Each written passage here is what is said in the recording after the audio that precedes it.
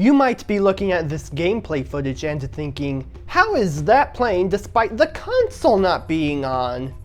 That is because what you are seeing is video footage being captured from an outputted signal, using a splitter to split the digital HDMI signals into several different paths, with one of them being inserted into my capture device, where it is then processed by my computer with the help of a software to tell it to do so. In this case, OBS, or Open Broadcaster software, telling the computer to store the recorded footage in my second hard drive. So what you will need to record an external media source is a few things.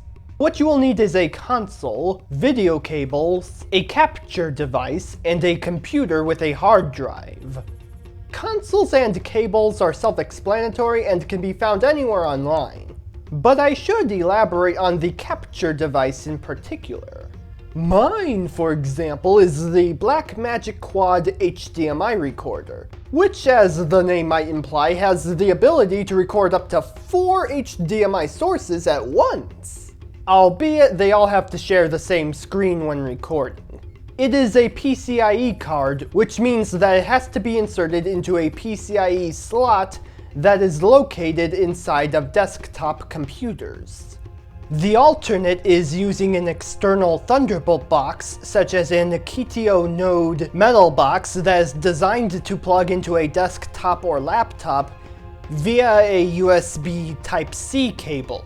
Though if you don't have a USB Type-C port on your laptop, or even aiming for 4K resolutions, something more along the lines of an Elgato HD60S or S Plus will do just fine with their 1080p 60 frames per second recordings.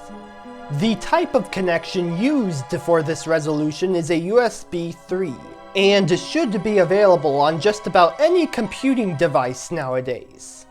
Even most hard drives should be able to write at those speeds, but if you're aiming higher, you're going to need an NVMe M.2 hard drive for the superb reading and writing speeds. Having less than required in reading and writing speeds can result in missed frames here and there, and it will be very easy to notice, believe me. Last but not least is the recording software. A free and easy option is Open Broadcaster software, which after a bit of setting up, should have something display on the preview screen. Generally, anything that is on this screen should be in the final product. Unless, of course, there is something lacking with your computer to produce such results. In the recording setup, you'll notice options for using either the CPU or your GPU for recording videos.